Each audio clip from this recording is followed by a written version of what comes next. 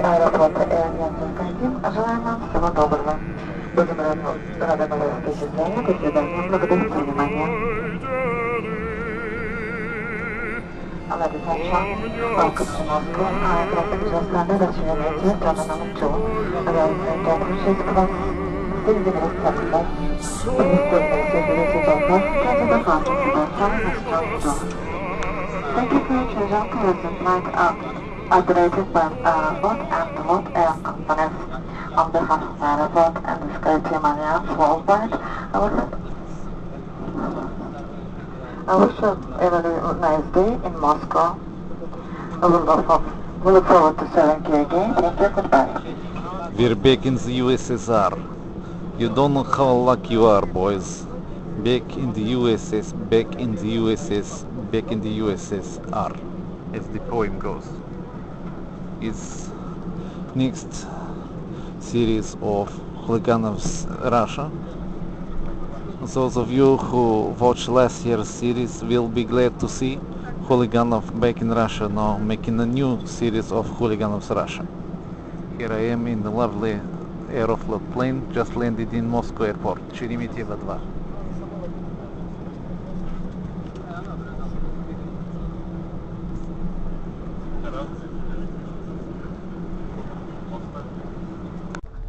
So I got nicely collected here from airport. This Sheremetyevo airport over there. Just behind you can see completely new structure is a railway station. You can finally take to center of Moscow to Savelovsky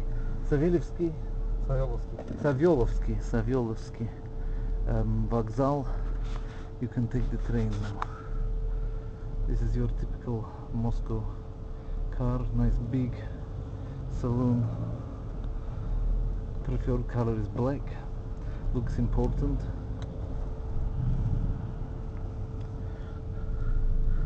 These days Sberbank is put the advert everywhere telling everybody they established in 1841. They never used to say this. Perhaps they only just decided they were established that early, but it's an interesting fact how they managed to be the same bank in times of capitalism and in times of controlled economy. It is a little bit funny that, and you have to think about it a bit. Here it is, it's called Aero Express. It's a quick line to go from this Sheremetyevo 2 to the city center. А также можно до Шереметьево 1 ехать. Это только на 2, да? Да, отсюда потом. Это все равно новое. Гостиница, вот там сегмент.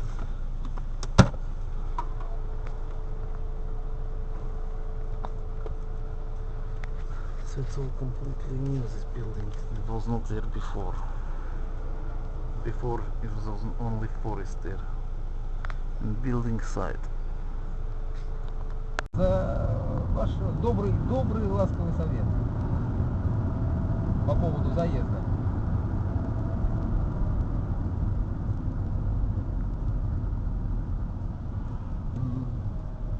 Да. Я так и знал.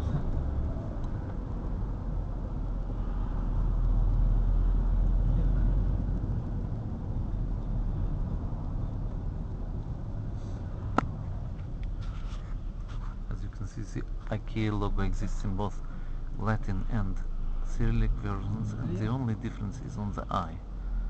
Here you see down there IKEA with the Cyrillic E, and here on the stand you see with the Latin E.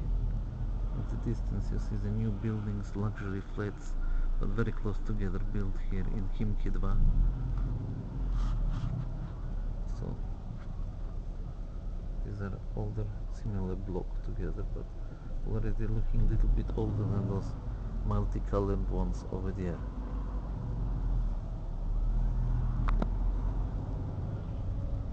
Here in Khimki, we're not yet in Moscow.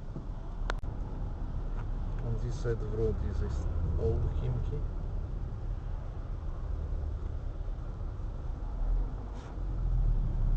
We're in because always is queue, very difficult queue. And there is Grand. It's a kind of furniture center on this side of the road.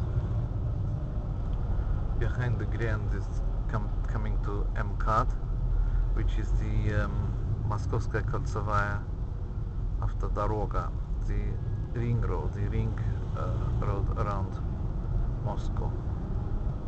Это пятое кольцо называется, да, МКАД, или четвертое кольцо? МКАД, наверное, четвертое. Четвертое кольцо. А пятое это вот это, которое там на деревне идет. Это бетонка. Ага, бетонка. Concrete road out in the countryside. About 120-150 miles even more, I have to tell you, because even Amkad is about 120 kilometers around, and this is rather a lot longer, so probably like 200 miles to go around it. So it's about 15 kilometers away from the center is MCAD, and of course you remember 2 pi r is the formula for calculating circumference from a radius, and so it's clear that it is about 15 times 6 is about 90 kilometers long is MCAD. I think it's more like 100, and probably like probably about 150 miles is this much further away a ring road, which is almost like double the distance out, so it's about 30 times 6 is this fifth ring road. And coming in now, you've got the third ring road is halfway into the city center, and then you've got the second is the бульварное, садовое кольцо, это второе, да, кольцо? Первое бульварное, второе. Первое бульварное, второе садовое, третье это уже вот этот. Третье. Ну, третье называется как? Только третье, Третье да? транспортное. Третье транспортное. Это Лужков делал, Да. Молодец. Лужков, он не шел московский, как бы, президент Москвы, да? Как его зовут? Мэр, да. Ага. Он всегда был хорошим мэром. Много инвестировал в Москву.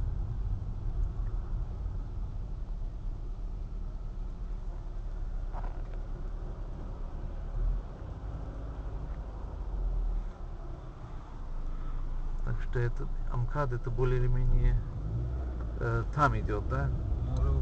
А мы уже проехали. А вот он, да. Да, еще. Да, мы уже проехали МКАД. Да. It's interesting kind of building. I didn't see it before. There's an awful lot of new things here. If you come here, you should come every year to keep up with the new things. I didn't even know there was a railway to go to the Sheremetyevo airport. Apparently cost about 300 rubles, which right now is 10 euros. In fact, for all people talking about people queuing up and selling rubles, buying euros and all this stuff, and buying dollars, I didn't see very, very big changes in the currencies available on offer, but I did see very big spread, between buying and selling in some of these exchange offices at the airport. I suppose it's usual for an airport. There's the Planet Sushi. Very good. What you can say always, here is a traffic policeman walking down middle of road, making sure that only the cars with the privileges can use the central lane, and they can. So there you got Planet Sushi over there. And now we're coming into Moscow proper. You can see the amount of high level building there is. Это как какой-то верфь там, да? Это Северный речной вокзал. Северный речный вокзал, да? is the Northern River Port station. You can see all the, you perhaps can see the river down there. Это река Москва, Да. Moscow River. The northern branch of Moscow River coming around. And это идет к Мытыши, да? Там Мытыши или нет? Ну да. Идет в Пироговское водохранилище. Ага. Going to this big reservoir in the north of Moscow, and here is this kind of all this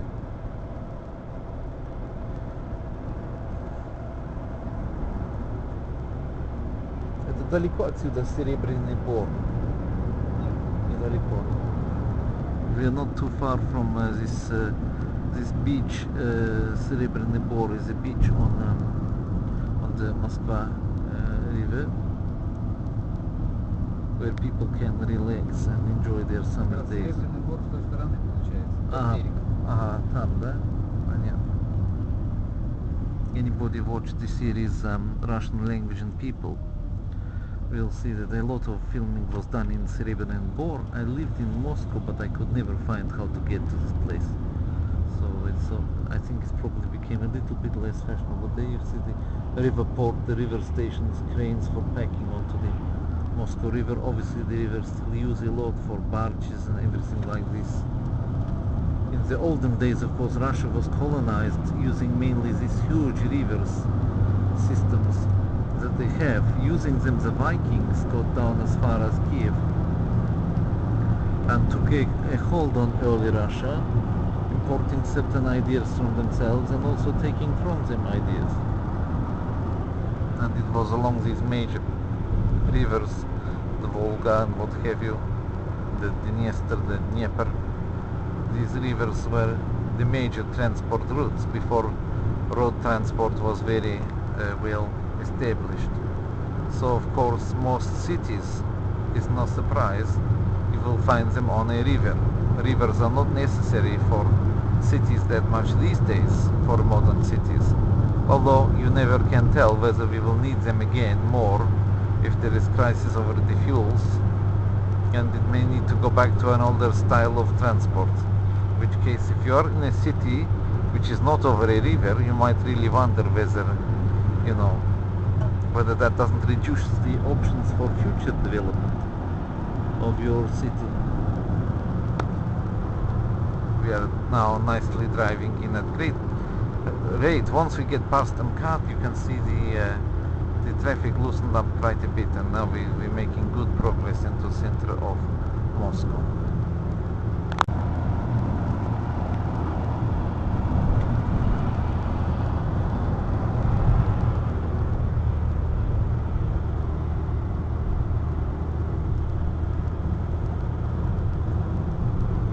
Одежда is specialist clothing.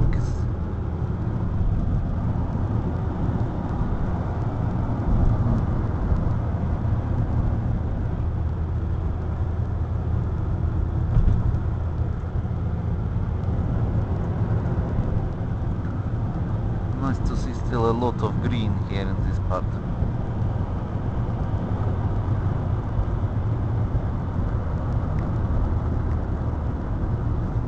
Railway, coming into area with more traffic. There is one of the wedding cake type buildings made for favored by the Stalin period. It's appearing on the left hand side. А здесь где-нибудь Динамо должен быть, да? Дальше. Да. That's very 1950s.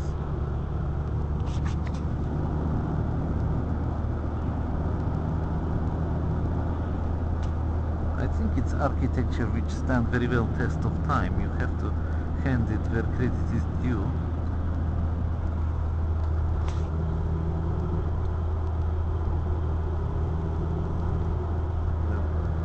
Some wartime monuments here.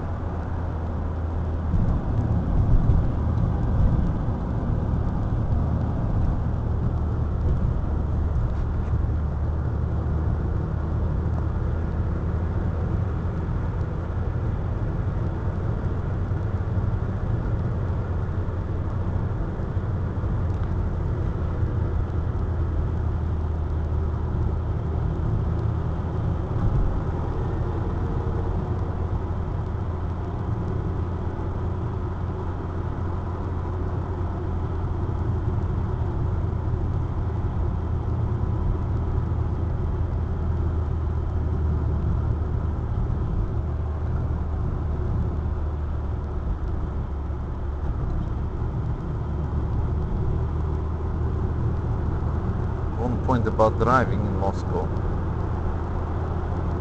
You have to think of your car like a fish in the shoal, because that's what really counts more than the lanes and the rules and the signs.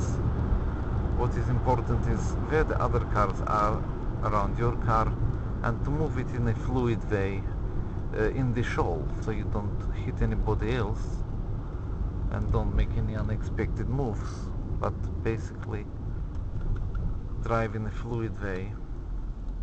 And actually, for such driving which seem at first sight to be really crazy, there are surprisingly few accidents. When there is accident, you're not allowed to move the car, and so obviously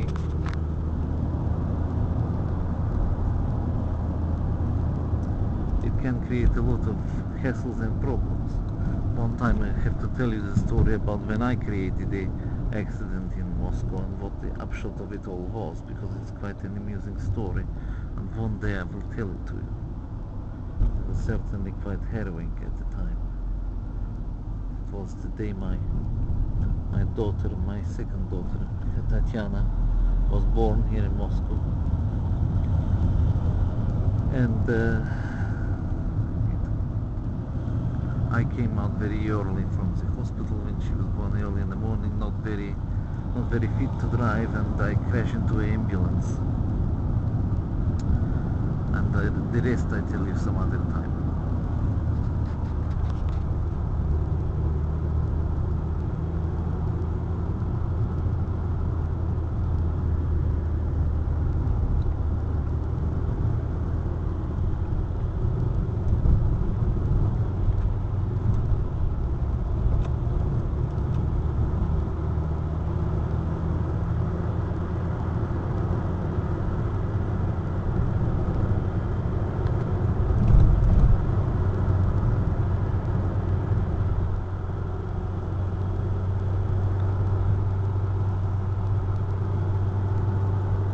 It does quite well for low light, I have to admit.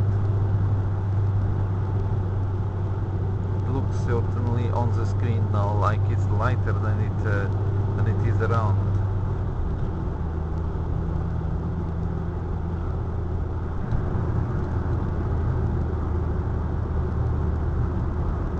Going into another tunnel.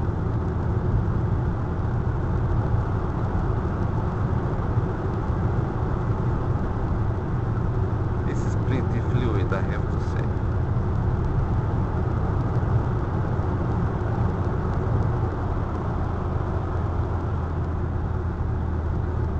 Это стадион Динамо, да? This is Dynamo Stadium, for one of two Moscow football teams, very famous, Dinamo. It's the stadium. It's here, as you see, on the road out to Sheremetyevo. The Sheremetyevo road, incidentally, is also the road you'll go out if you want to drive to St. Petersburg, to the former Leningrad. From Moscow you will drive out on the road that we are now driving in on, so the cars going in the opposite direction are going out in the direction towards Leningrad. On the way is Klin, which one time I visited is the home and the museum for Tchaikovsky, Pyotr Ilyich Tchaikovsky, and it's very fantastic place to go to Klin. If you can go there, please do go and see the home in the village of the villa of Tchaikovsky. A very similar site is, and very reminiscent of this, is of course Chopin's birthday place in Zhelazova Vola near Warsaw. It's interesting actually to go to both the Klin Museum for Tchaikovsky and to Zhelazova Vola for Chopin and compare. You see a lot of common aspects in both those places. You could say that Klin is like the Zhelazova Vola of Russia, and the Zhelazova Vola is like the Klin for Poland.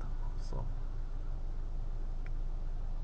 even though Chopin and Tchaikovsky were quite different composers, you can see some things they certainly have in common, even if it's only the way they live in that time, reflecting the realities of the 19th century.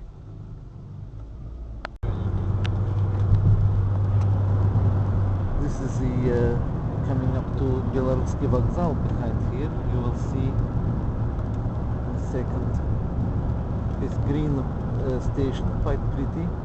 That's the station called Belaruski Vokzal. You can see the metro on that. This is there you can see quite pretty in the square here. With all the, in front of it is all the taxis. Oh, I mentioned Tchaikovsky and already is orchestra. The woodwind section is tuning up.